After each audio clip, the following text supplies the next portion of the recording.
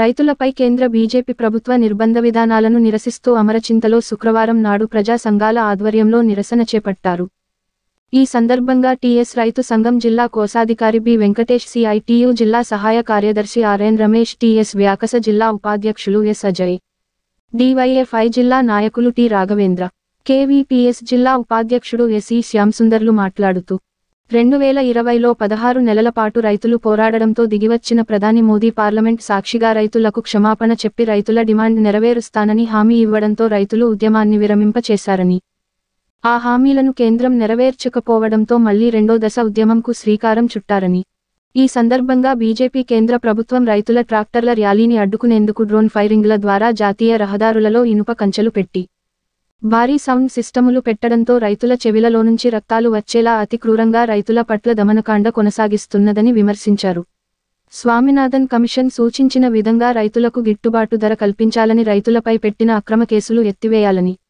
రైతుల ఉద్యమ సందర్భంగా మరణించిన రైతు కుటుంబాలకు ఆర్థిక సహకారం అందించాలని డిమాండ్ చేశారు. ఈ కార్యక్రమంలో బెక్కిం కురుమన్న, వెంకటేష్, సురేష్, ఆటో వెంకటేష్, విష్ణు, కమలాకర్, శ్రీను తదితరులు పాల్గొన్నారు. పెద్ద ఎత్తున హర్యానా, పంజాబ్ అట్లాగే యూపీ వివిధ రాష్ట్రాల గుండా రైతులు ఢిల్లీలో చేరుకొని గత కరోనా కాలంలో రైతులు 16 నెలల పాటు తమ న్యాయమైన డిమాండ్లు పరిష్కరించాలని, కరోనా కష్టకాలంలోనూ కూడా 16 నెలల పాటు ఉద్యమం నడిపిన సందర్భంగా స్వయానా ఈ దేశ ప్రధాని బీజేపీ నాయకుడైనటువంటి నరేంద్ర మోదీ గారు పార్లమెంటు సాక్షిగా రైతులకు క్షమాపణ చెప్తున్నాం, నన్ను క్షమించండి, మీకు ఇచ్చినటువంటి హామీలు అన్నీ అమలు చేస్తామని చెప్పి పార్లమెంట్లో హామీలు ఇవ్వడం జరిగింది. ఆ సందర్భంగా ఉద్యమం సందర్భంగా పెట్టినటువంటి రైతులపైన పెట్టిన కేసులు ఎత్తివేస్తామని, అట్లాగే ఆ ఉద్యమంలో చనిపోయిన 755 మంది రైతులకు ప్రభుత్వం తరఫున ఎక్స్గ్రేషియా చెల్లిస్తామని చెప్పి, అట్లాగే ఎంఎస్ స్వామినాథన్ కమిషన్ 2004 నుంచి 2006 వరకు దేశవ్యాప్తంగా పర్యటించి రైతులకు ఏదైతే పెట్టుబడికి అయ్యే ఖర్చు ఉందో దానికి అదనంగా 50% పెట్టుబడి కలిపి కనీస మద్దతు ధర నిర్ణయించాలని చెప్పి స్వామినాథన్ కమిషన్ సిఫార్సులు అమలు చేస్తామని చెప్పి వాటన్నింటికి అంగీకరించి 1.5 ఏడాదిన్నర అవుతున్న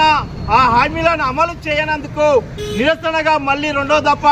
రైతుల ఉద్యమంకు శ్రీకారం చుట్టారు. ఈ సందర్భంగా బీజేపీ ప్రభుత్వం మరీ క్రూరంగా, నిరంకుశంగా, బ్రిటిష్ కాలం అంటే దారుణంగా ఈరోజు రియల్ గ్యాస్ను ప్రయోగిస్తున్నారు. భారీ శబ్దాలతో డీజేలను పెట్టి రైతుల చెవుల నుంచి రక్తాలు కారే విధంగా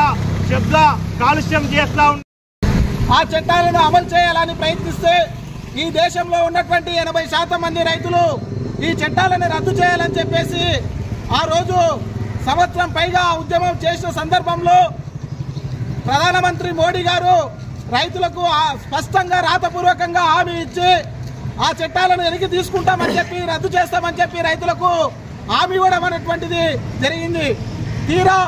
2024 ఫిబ్రవరి 13వ తారీఖు సంయుక్త కిసాన్ మోర్చా ఆధ్వర్యంలో ఢిల్లీ ఇండియా గేట్ దగ్గర నిరసనగా శాంతియుతంగా నిరసన చేయాలని చెప్పేసి పిలుపునిస్తే రైతులు ఢిల్లీ సరిహద్దు ప్రాంతాల రాష్ట్రాలలో ఉన్నటువంటి హర్యానా కానీ, ఉత్తరాఖండ్ కానీ, ఉత్తరప్రదేశ్ కానీ, పంజాబ్ కానీ ఈ 4 రాష్ట్రాల రైతులను ఢిల్లీకి చేరుకోకుండా అనేక ఇబ్బందులకు రైతులను గురి చేసి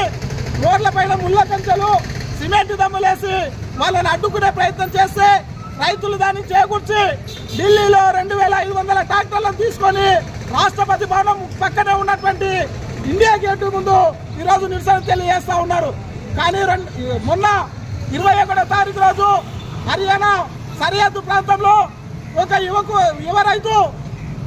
శుభకరణ్ సింగ్ అని చెప్పి పంజాబ్ రాష్ట్రానికి సంబంధించినటువంటి అతి చిన్న వయసులోనే రైతాంగ ఉద్యమంలో పాల్గొంటున్నటువంటి వ్యక్తిని హర్యానా రైతులు పోలీస్ కాల్పులు జరిపి ఎన్నికలలో ఈ నరేంద్ర మోడీ ప్రభుత్వాన్ని ఖచ్చితంగా ఓడించాలి. లేదంటే